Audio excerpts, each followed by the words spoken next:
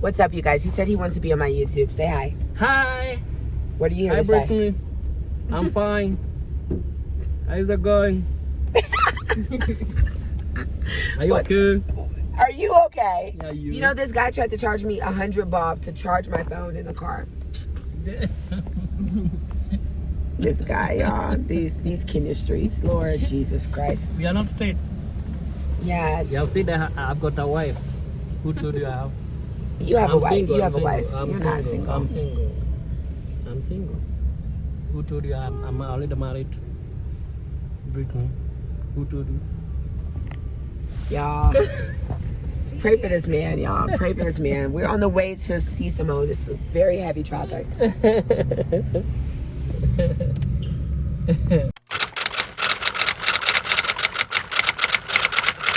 He does not believe me when I'm telling him I have 2 husbands.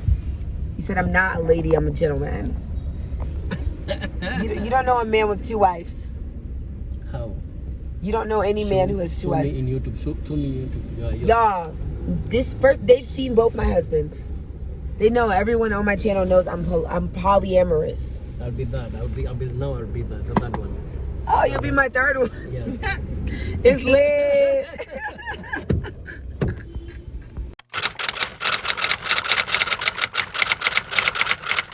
At some point when you went to Magori, were you like, damn, like I kind of want to come back to Nairobi? All the time, because Magori, the village life is no joke. It's no joke. Dealing with no water, dealing with no electricity. Yeah, but you know, there's animals all the time walking past. Let it be told, there's apartments in Nairobi that do not have water and electricity all the time. One of my friends struggles with water and electricity, which is crazy, but I could only imagine in the village. Yeah, it's worse because in the village you're depending on rainwater, or if not, you don't have not the basin, but the tank to get the rainwater. You got to go to the river, and the river water is not sanitary. It's not. Or you could deal with electricity, rain, so power always goes out. So you're just struggling. Can't even take a hot shower. You can't. Oh, child. Taking a bath with a basin, like the old-fashioned way. Wash your clothes, bend it down. Some days you like, girl. Yes. So after a while, I was like, nah, I got to get back to the city. I can't do the village life. Like, just when I thought I ran into everyone there is to know here in Nairobi from America. You're from America. Yes. We have an off the gridder, actually. So you guys know Tadra, you guys know Karen, you guys know Simone, you guys know Michelle. But we have someone new here. Not new, because you've been here. 2 years. Yeah, she's been here for 2 years, but she's off the grid. So we're about to chat it up. And I thank you for reaching out to me. You're welcome. And I'm excited to adopt you into our family. Okay. Our family. So after this, we're pulling her into the group chat and we're gonna get her onto the vibe. So who are you? All right. Hi guys. My name is Adriana. I'm from Chicago and I've been in Kenya since August 2020. What brought you, what made you move from Chicago to Kenya? So during the pandemic, things were slow and things were happening. So me and my mom decided to create our own not-for-profit, and we came to Kenya to build a rescue center for children, for babies and toddlers. So we both came here in August 2020, and then we started construction in the village of near Magori County. Wow. Do you know JT? JT. Girl, I gotta put you on. JT's out there. Oh, in Magori? Yes. Oh, wow. Yes. Yeah. Wow. There's many of us. Oh, okay. Yeah. So where did your passion for kids and toddlers? You said for kids and toddlers. Yeah, toddlers and babies. It's actually my mom's passion. So she's a nurse. So she's a nurse, and I just came. So I'm an auditor, accountant. So I came here to do like the bookkeeping and day-to-day activities and the logistics while she was living and doing all that. So let's rewind to America. Yes. You're living life in Chicago. You grew up in Chicago. How was that? It was good. The vibes was nice. Chicago was fun. Then I went to Hampton University, HBCU. Oh, wait. Hold up. Because you know I went to Howard. Oh, wow. Okay. HU rival. The real HU in the building. It's all love. It's all love. Yes, I went to Hampton. I graduated in 2015, and then I stayed in Maryland, or I moved to Maryland. So I was in Virginia, and then I moved to Maryland. What part of Virginia? What part? Well, Hampton. Yeah, Hampton, Virginia. Then I moved to Maryland. So what part of Maryland? Like outside of Baltimore, like Towson. I know where Towson is. Oh wow! Yeah, so I moved to Towson. I grew up in Woodbridge, Virginia. Okay. Yeah, I'm familiar with Woodbridge. I know Alexandria and Arlington. All my friends stay out there. That's a vibe. Yeah. Okay, so you're in Chicago. People say Chicago's hella dangerous. No, it's not like that. It just depends on what parts you go to, but it's not that bad. Like people think it's all about shooting and everything, but it's kind of like the same way people are like, oh my god, Africa's like, no, it's not that. You just have to know who you hanging out with and just be careful. Don't go out certain times of the night. Mind your business. Yeah, mind your business. Yeah. Period, sis. Okay, so you were living life in Chicago before you came here. Or no, I was in Maryland, so I was still in Maryland. Oh, you came straight from Maryland. Yeah, my mom was in Chicago. I was still in Maryland for work. And how was life for you in Maryland? It was cool. It was nothing major. It was getting used to the different accents and the different type of foods, the crabs, the seafoods, and it was an easy transition if you were already at Hampton. Yeah, no, it wasn't that bad. Yeah, so it's not that bad. It's not like you were going straight from Chicago to like, so you kind of like I already knew the DMV area. So I was familiar. So going to Maryland wasn't that bad, and then my friends was all in DC or Virginia. I love that for you. So you're living life. You have someone out here who's doing their thing, then you want to come and help. What was it like for you transitioning into getting ready to move to Kenya?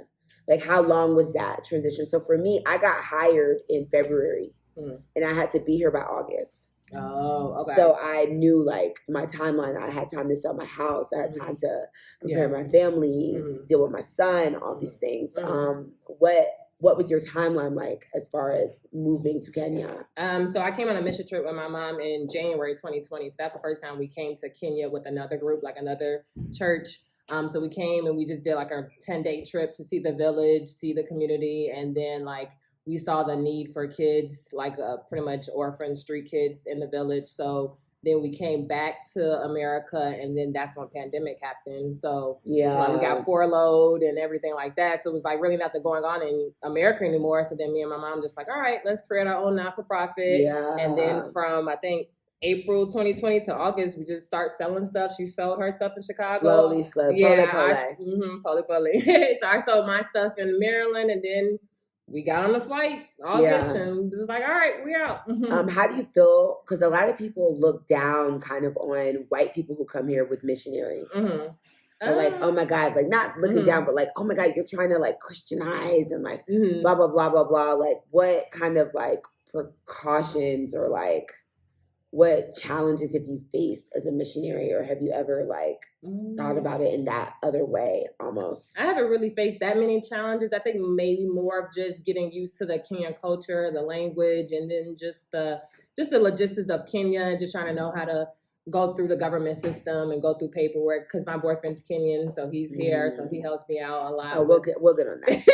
So he helps me out with just different things, trying to get to network, to know people, and just the logistics. But no, I haven't had any issues. And more of the white Americans or Europeans are coming here, but African American who come back to give, or to me, I haven't seen rare. Yeah, so I was about to say, I've never met a Black American missionary. To be honest. Yeah, I haven't either. Most of the time, you just come here for like safaris and a visit to sightsee, but not like actually coming here to give back. Because most Black, not to be mean, but most Black people are like, oh, I don't feel like flying and it's too long. Girl, I might go to Miami.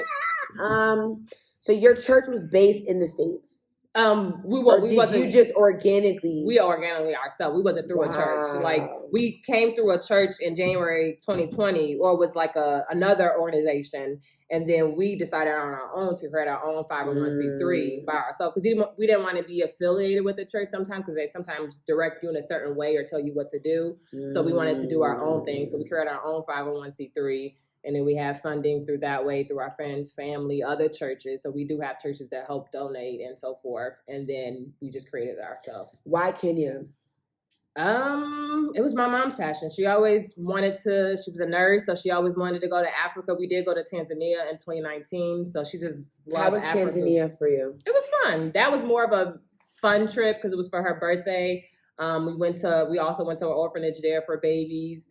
It was more of just a safari trip and just sightseeing. So that was the first time we actually been to Africa. So that was a good experience. So us coming here to Kenya in 2020 wasn't nothing really new. You know, a lot of African Americans specifically go to the West, like Ghana, Mm-hmm. Nigeria. Mhm. Like, so that's very different for me. Yeah. As far as just what I have Mhm. been in relation to, Mhm. because even a lot of us who are settled here have gone to the West first. Yes. Mhm. So like, what kind of made you guys like skip over? For me, it's just like where your heart was calling. Yeah, just where her heart calling, and just based on my mom, she kind of just wanted to do Africa trips. So she always wanted to do safari. So for me, it was just coming to Africa. Eventually, was going to go to Nigeria, Egypt, like the known places. Yeah, that was going to be my ultimate goal, to see places and stuff like that. Yeah. Eventually, I'll still go, but it was her passion to do safari. So, I love that for you. So you've been here for 2 years. Yes. Girl, how the hell are you not a part of the group chat? Because I haven't before when I first came here, it was mission work. I was with my mom. And were you in Nairobi? In and out. So I was mostly in Migori County, living there, doing mission work there. And then I came back and forth to Nairobi. But when I was in Nairobi, I wasn't really that outgoing like that. I was kind of more, active. And then unfortunately, my mother passed away earlier this year. So I was taking care of her for like 6-7 months for being sick. Yeah. I'm sorry about that. Yeah, and we don't have to talk about that. Yes. But I was gonna say, so you got here and went straight to Migori County. Or I was in Nairobi for a little bit trying to apply for a permit, and then we went straight to get the business together. Mm-hmm. Yes. Okay. Mm-hmm. What were some adjustments like when you first got here? Mm-hmm. You came from Towson, yes. Maryland, to Nairobi, Kenya. Like, what was that like adjustment wise? I think just at the beginning was like the culture, just language, food, the humidity. But you know, it's not humid. It's not. Yeah, it's not that bad. But I'm saying like more of just the heat. Because when I went to Migori, it's just like super heat, and it's like not that much wind, so it's just like really. It's different than Nairobi. Yeah. It's way different than Nairobi. Yeah. At some points when you went to Migori, were you like, damn, like I kind of want to come back to Nairobi? All the time, because Migori, the village life is no joke. It's no joke. Dealing with no water, dealing with no electricity. Yeah, but you know, there's animals all the time walking past. Let it be told, there's apartments in Nairobi that do not have water and electricity all the time. One of my friends struggles with water and electricity, which is crazy, but I could only imagine in the village. Yeah, it's worse because in the village, you're depending on rainwater, or if not, you don't have not the basin, but the tank to get the rainwater. You got to go to the river, and the river water is not sanitary. It's not.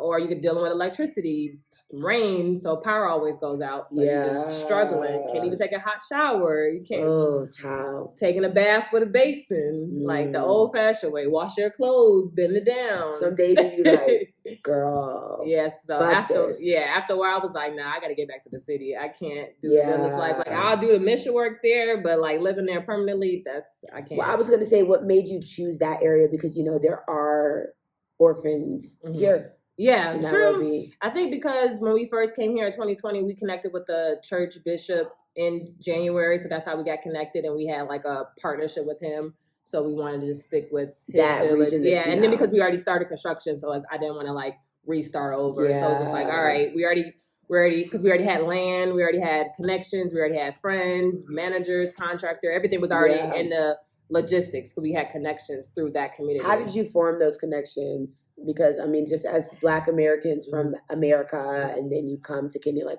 how did you get all those how did you build that network for yourself to be able to forage? Really, it was just communication with the bishop. So when we came in January 2020, we just connected with him over time when we came back to US, and we just connected with him. And then when we came in August, we actually just connected with people, just talking to them all the time, and connected through WhatsApp, and just building a relationship. I love that for you. And just playing with kids and getting used to kids, and they wasn't used to Mazunga, so they just like, oh, Mazunga. So we just play with the little kids and just have fun, and then give donations, give clothes, shoes away, food. Yeah. So. How was the paperwork process? Because I've heard, you said y'all have land. Because a lot of people, like JT especially, has told me it is complicated obtaining land in Kenya as a foreigner. Yeah, it's still complicated. It's still in the paperwork process, but everything's going smoothly right now. It's going smoothly. So tell me a little bit about your organization, so that people on here could even donate and help. Sure, yeah. So what is the name? What is, like, just break it down for us. Like, what exactly you're providing and doing. Okay, so the actual name of the rescue center is going to be called Mama Tina's Children's Rescue Center. So it's dedicated to my mother. And we're going to be pretty much building a rescue center for orphans and abandoned children in the village of Montgomery County. And we're just open for donations. We're open for partnerships. We're open for mission work. So you guys can come and volunteer and also see the kids whenever we up and running. And then we also have our original organization was called Destiny Connection, and that's teaching the Word of God through biblical teaching. So we used to do Bible study and playtime with the kids. So that's our original organization that's actual licensed and registered in USA, and that's what we take our donations for right now. Okay. And then the other name, MTC, Mama's Rescue Center, is still in the process of getting registered here in Kenya and also in US. Okay. Yeah. Are you making like so when people, well, first of all, let me rewind. When people want to come to do missionary work, are you providing like housing, or like do they need to kind of like fund their whole kind of funding? So we help out with logistics of knowing how to get the airfare, applying for your tourist visa, like just your day-to-day activities, your tourists, and just like pretty much local stuff. But most of the time we don't sponsor anybody. They just, if they want to come, we just give them a budget and just somewhere to come to. Yeah, somewhere to come to. Yeah. Like we can eventually, depending on how everything works, we can house sometimes maybe in the village, but most of the time it's just hotels. The nearest city is a window, so they have hotels where people can stay, or even in Nairobi. Yeah. Yeah. You can How stay far of a drive is it from Nairobi? 8 hours. Or you can take a 30-minute flight to Kisumu, but you still got to drive 3 hours. I love Kisumu. So, yeah, I love Kisumu. What is the main cause that you have observed in a lot of the reason why there's orphans in that area? Or like, is there a theme? Like what? I know there's orphans everywhere with a lot of issues, but like, is there something special about that area, or like an issue that you guys see as far as I don't think orphans? it's a special issue. I think just in general, since I've been to like Africa period, I just feel like they have a lot of kids, and it's like then something happens to the parents, and it's just like, all right, well, the grandparents or someone else have to take care of them. So then it's just like they're just out there. So it's just, I think they tried to like build up their population and everything. So it's good to have a lot of kids, but then sometimes it's just like, like, it's not the reasonable thing to do. Don't have it. Have you ever wanted to adopt any of the kids from the orphanage? No, I think it's still illegal here. You can't do adoption. Really? I don't know the details. Yeah, I think that's why they don't say orphanage anymore, because it was a bad terminology back in the day. So now that's why we call it a rescue center. So we're rescuing kids, but that's what they call dogs. Yeah, so I don't right now I don't have a plan on adopting. I would love to adopt, to be honest. I would love to adopt a little girl here. What was I going to ask you? I'm going to have to cut this part. Dang, I had a question right at the tip of my tongue. What was I going to ask you? Oh, that's so annoying. I'll skip it and then think about it later. So what other cities in Kenya have you visited otherwise? Nairobi, Mombasa. I don't remember. Can't distinguish between city, county, or towns. I don't even know. But I know I've been to Kisumu, Mombasa, Diani. I think that's it. How did you find Kisumu? Because that's the nearest airport. Well, no, how did you like it? Oh, it's nice. Yeah, it's different. It's different compared to Nairobi. So it's still like, it's little things to do and so forth. Yeah, they have a little party life. So what was like when you and your mom decided to move out here? What was everyone's reactions? Because it's actually very extraordinary. Yeah, it was crazy. To decide to like, oh my God, I'm actually moving to Africa to become a missionary for an orphanage. Deuces. Yeah. You know what I'm saying? Like, so what was that reaction from people? I think in the beginning people were still like all our family and friends, because we had to tell people like over like a month or 2 months, calling everyone, texting everyone, oh, we're moving. They're just like, I'm moving to Africa. Yeah. I think people were still shocked, but I think because of the pandemic, people were like, okay, I understand you want to give back. And then they knew my mom was a nurse, so they knew she loved kids, and she always talked about Africa. So it made sense. Yeah, because she always talked about going to Nigeria, because when she worked at the hospital in U.S., it was a lot of Nigerians. So she always talked about, I'm going to Nigeria. I'm going to see the kids. I'm going to hug the kids. So it was a big deal for her, but for me, I'm only 29, so people just like, oh, I just turned 30. Oh, okay. That's a vibe. Yeah, people are just like, oh, you're still young. Why are you up and living your life? I'm like, I'm coming to support my mom. So it's like, I'm going to do. That's really beautiful. Yeah. So it's like, I wasn't settled down. I don't have any kids yet. I'm not engaged or anything, married. So it's like, I just feel like I can come support her. I'm an accountant, so I can help take care of the business, run around. Because I knew she wasn't going to do it. So it was just like, I knew I could be the support system she needed. Yeah. So that's why I decided to come here. So people were still shocked, but they knew it was okay that we were together. Because it was like, it was always me and her. Dream like, that was team it. vibes. Yeah. When you came here, was it easy for you to like assimilate outside of her? Because, you know, you don't want to just like be hanging out with your mom. You know what I'm saying? At first, it was kind of difficult because we was in a village and then we went to Nairobi. I couldn't really connect with anyone. But then through the bishop, I met his like younger cousin that's a girl. So she was my age group. So I hung out with her a couple times, or his daughter. But like, yeah, it was still always me and her at times. But then I eventually branched out myself. I'm like, all right, I'm just about to get on the matatu and just go sightsee. So then I'll start branching out. Doing small things. Yeah. And she was single as well, right? Yeah. Okay, two black queens doing their thing. Where did you find your man? Through a wedding. So the bishop has a daughter and he was getting married. Or the bishop's daughter was getting married, so it was a connection through the brother. So yeah, my in-laws. So y'all are married? No, we're not married. We're gonna be engaged sooner or later. Okay. Sooner or later. How's that been? It's good. Yeah, doing good. Going on almost about to be 2 years, so it's going good. He's my support system. 2 years, wow. Almost, yeah. You know, and that most of us in our group are single. Oh, okay. Yeah. You just gave me the pity eyes. I'm just kidding. No. Everyone's single. I'm like, is everyone? Most of us. Most of us okay. are single. We have not found like the Kenyan man of our dreams just yet. Okay. We might need to leave Nairobi. I think it was because through a connection. That's probably how I found mine. So yeah, he's been my support system. He's here with me. He knew my mom. He was there throughout the whole struggle and everything with her passing. But yeah, he's been my support system. And that's kind of like, besides the mission work, of course, that's why I'm also staying here. So yeah. I'm really sorry about your mom. Yeah. I know you don't want to talk about that. That's really sad. That sucks. Have you ever wanted to like turn around now that she's gone?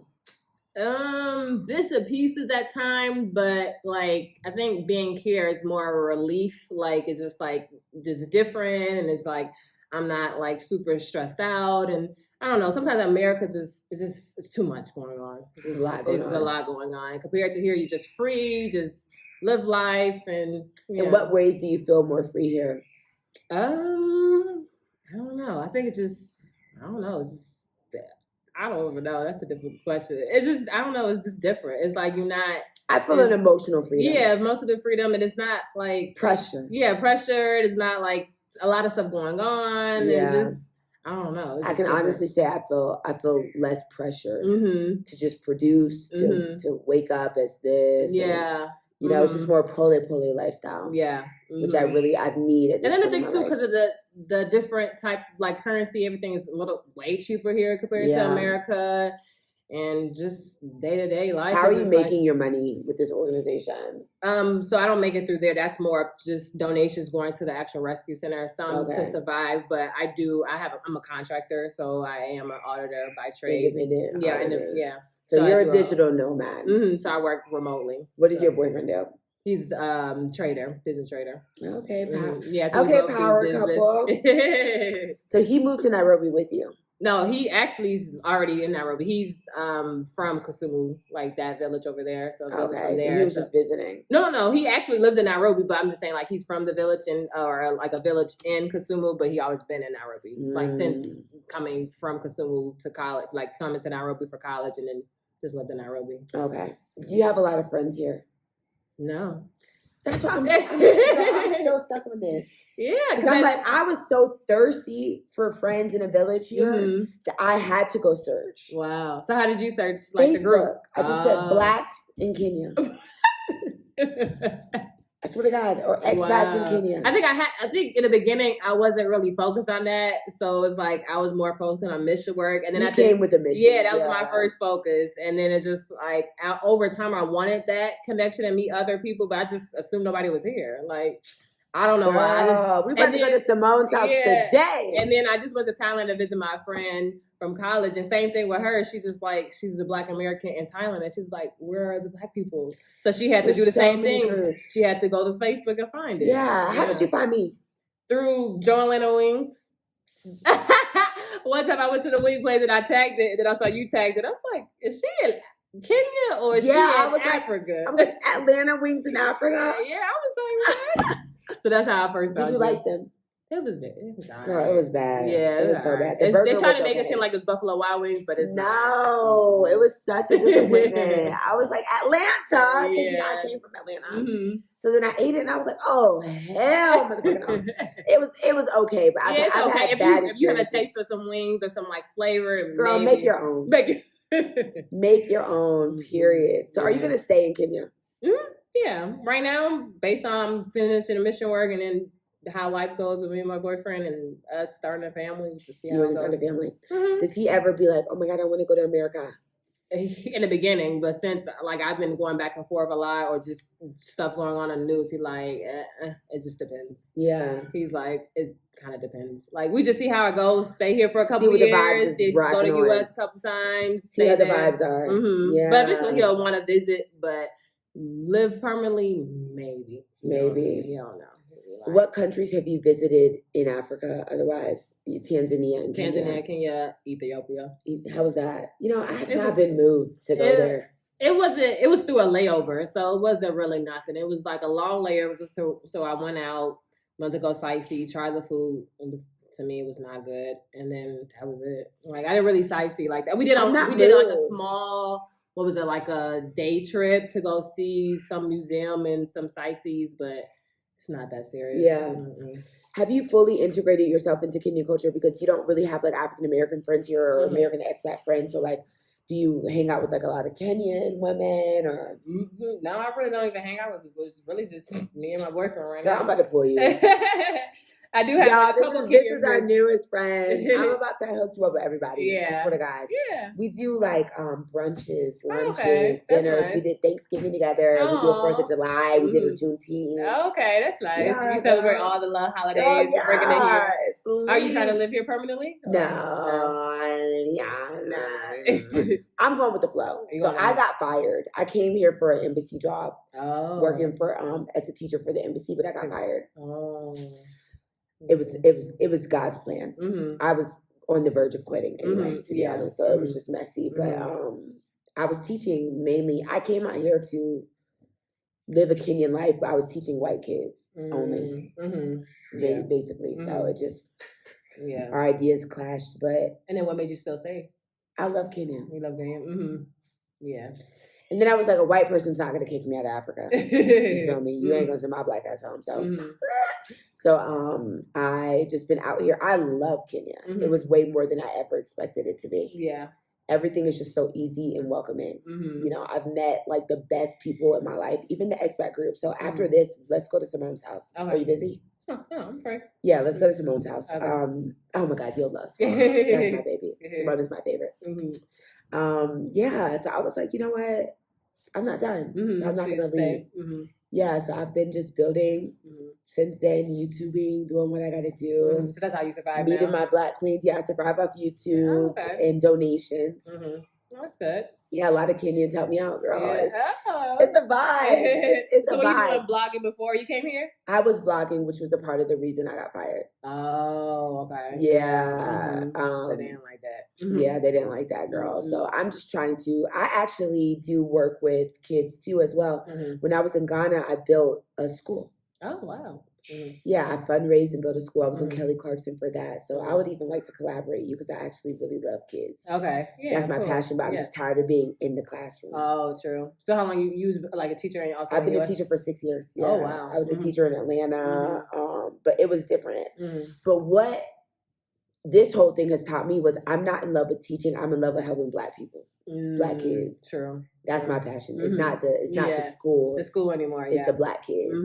So I'm very passionate about that. So I would actually really, really love to like link with you on that level. Yeah. As far as orphanages and things like that. So have you looked at bringing that to Nairobi? No, not right now. Right now, just my focus is just finishing the construction project that me and my mom started, and that's really it. Going from there. Then after that, just live my life. Living Still your travel. life. That's all I used to do with my mom was travel. Yeah. All over Asia, all over Europe, Yeah. just travel. So that's How what I'm often do you talk to your friends at home? Every month or so, every couple months. I just came to Thailand and came from Thailand and go see my friend. She's been there. She was in Korea for 3 years, and then she moved to Thailand. So every so often. So do you never feel lonely only hanging out with your man? Is he that fun? I do feel lonely. Sometimes I'd be like, I want to meet other Americans and like females as well. So that's why I feel like sometimes it gets like, I was gonna say, girl, these guys, you be like, oh my God, shut up. You know what I'm saying? And then he's hip, but to American culture, but not all the time. So that's where it's like, okay, I need some other people. Do you cook macaroni and cheese here? Huh? Do you cook like mac and cheese and stuff? Oh yeah, yeah. It's too expensive to be cooking mac and cheese. For real. I remember last Thanksgiving I cooked a meal and I was it's like a $40 mac and cheese. I'm like, how many? You can't even use 3 or 4 cheeses. You got to just use 2 because it's the everyday cheese. Exactly. Girl, when I first got here, I was like, what the hell is everyday cheese? They're like, oh, it's a mix of. I'm like, yeah. I'm too broke to make macaroni and cheese, girl. It's expensive. Yes. When my mom came, she bought Sweet Baby Ray's sauce, Jiffy, ranch. Yeah, every time I go home, I go home twice a year. So I just came back from home in May. So I was there from March to May. I always stack up. I always bring extra suitcases. What are some things that you bring? Mild sauce. That's from Chicago. So I got to bring my mild sauce. It's like a sauce.